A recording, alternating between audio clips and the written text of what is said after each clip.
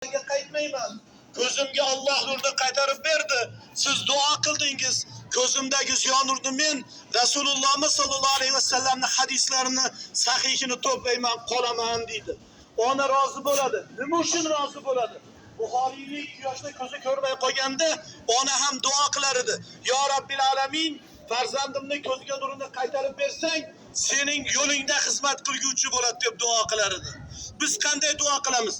Bunday dargohlarda ziyoratda bo'lishlik oxiratni eslatib turadi. Qabrdan qaloq qilib, ko'zga surtib, qabrdan so'rab shirk qilmaymiz. Suhbat so'ngida duo qilamiz, o'tganlarimiz haqqiga, so'ralarimiz Allohdan bo'ladi. Imom Buxoriyni onasi rozi bo'ladi.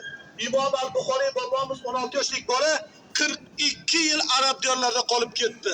Rasulullohimiz sollallohu alayhi vasallamni hadislarini sahihini to'playman deb qolib ketdi. Endi mana shu joyda bir savol bo'ladi. Hadis o'zi nima?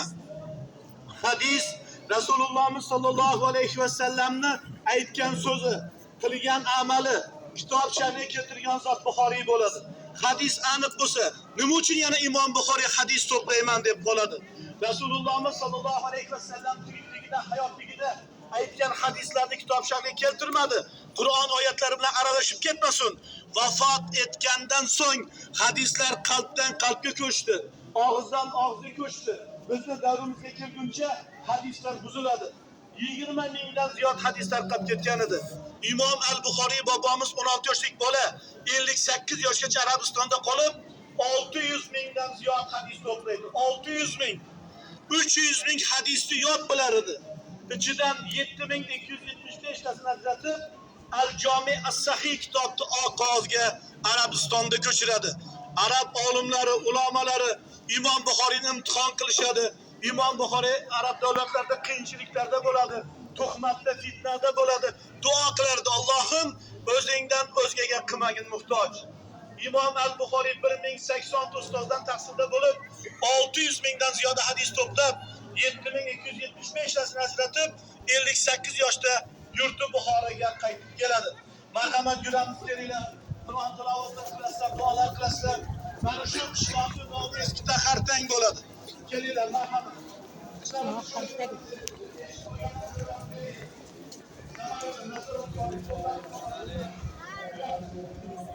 Qizlarimiz bir tarafdan kelamiz, yigitlar aylanib o'tinglar. Qizlar mana shu joyda qolamiz.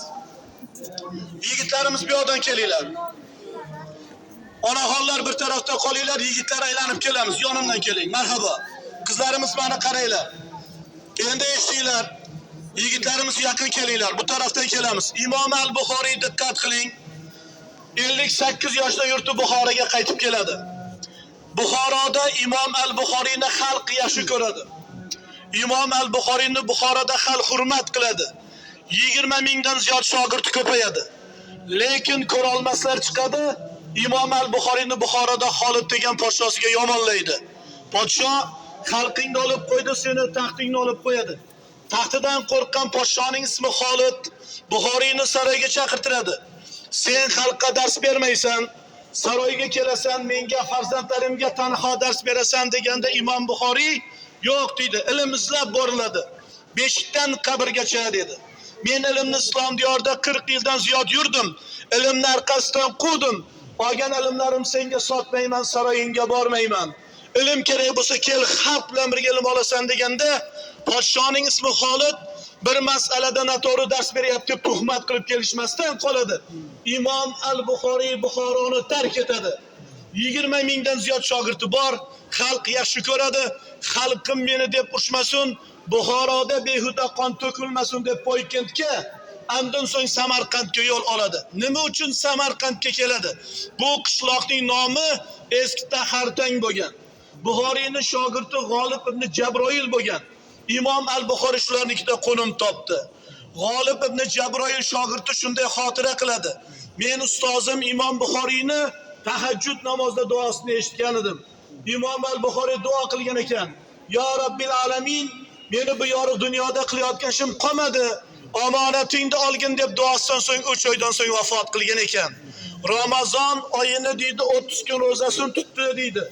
Haza shahrun Ramazon, avvaluhu rahmatun, avsatuhu maghfira va axiruhu itqum minan niron. Diqqatli bo'ling.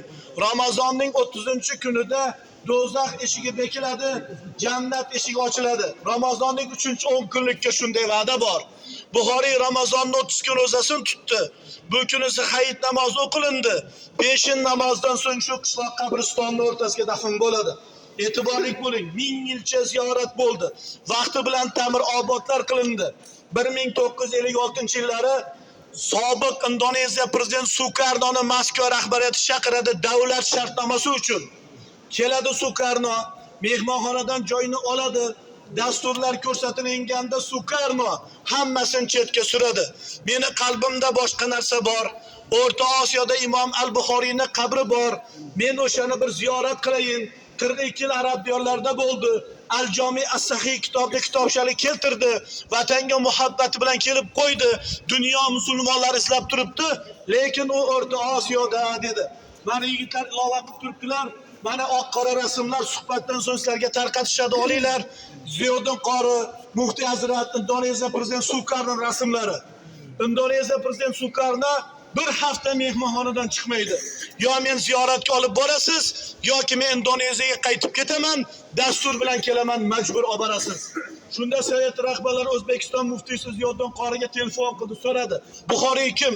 Javob qildi, suhbat qurdi. Qabri Samarqandda bir xaroba holat. Mehmon olib kelsalaring uyalib qolasan, achinalik holat deydi. Shunda Sovet rahbarlari Sukardan aldashdi. Biz qabrni topdik O'rta Osiyoda, bu yoqlarga samolyotlar uchmaydi. Bu yoqlarga samolyotlar qo'nmaydi, borib bo'lmaydi dedi, kemasun kelmaydi degan maqsadda. Sukarno ko'zlariga yosh oldi. Samolyot bormasa poyezd boradimi? Poyezd bormasa xaritadan ko'rsating, bir oy vaqt ketsa-da men piyoda boraman. Mana hadisga muhabbat. Rasululloh sollallohu alayhi vasallamga muhabbat. 4 kecha 4 kunduz poyezd keladi, hashar bo'ladi. Kechasi olib kiradi, kursini chiqsin, xarobalikni ko'rmasin. Sukarno ko'chadan yalangan holatda keladi. Qabrga keladi, ta'zimda keladi.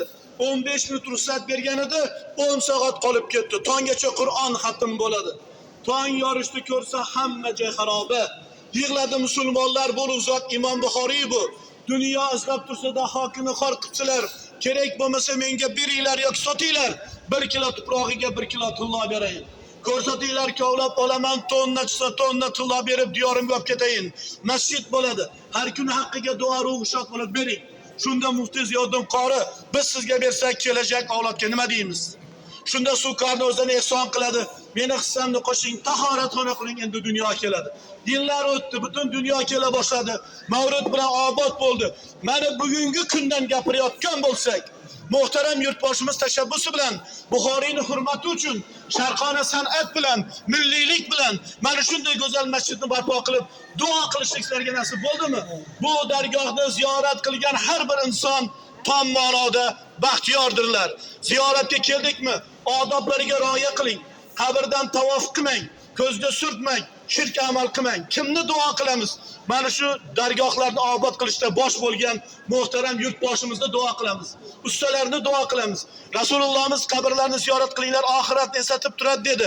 O'tganlaringizni haqqiga duo qilamiz. So'rovlarimiz azizlar Allohdan so'raladi. Kelinglar bir yaxshi niyat qilamiz. Telefonlarni to'xtatinglar. Hamma muhabbat bilan, ixlos bilan duo qilinglar. Yana takror aytaman, telefonlarni to'xtatib qo'yamiz. Qalbimiz go'zal bo'lsin. Ixlos bilan duo qilinglar. Oralaringda tahajjudda turguvchi bor, oralaringda musofirlar bor, oralaringda qorilar bor, 5 vaqt namozda turguvchi bor. Demak, telefonlarni to'xtatamiz orqadagilar. Yigitlar, iltimos qilamiz, telefonlarni o'chiring. Duo qilib Allohdan so'rang. Chiqishlikda masjid bor, namozni niyat qiling. Qorilar bor, tilovat qiling. Savollar bo'lsa bering, javob qilinadi. Qola Rasululloh sallallohu alayhi vasallam al-duo muhibada. Ibodatning mag'zi duo. Duo qilinglar, o'tganlaringizda joylari jannatdan bo'lsin. Duo qilinglar, zurriyotlarning haqqiga duo qilinglar. Allohumma robbi ja'alni muqimas solati va min zurriyati robbana taqabbal duo. O'zimizga 2 dunyo saodatini so'rang.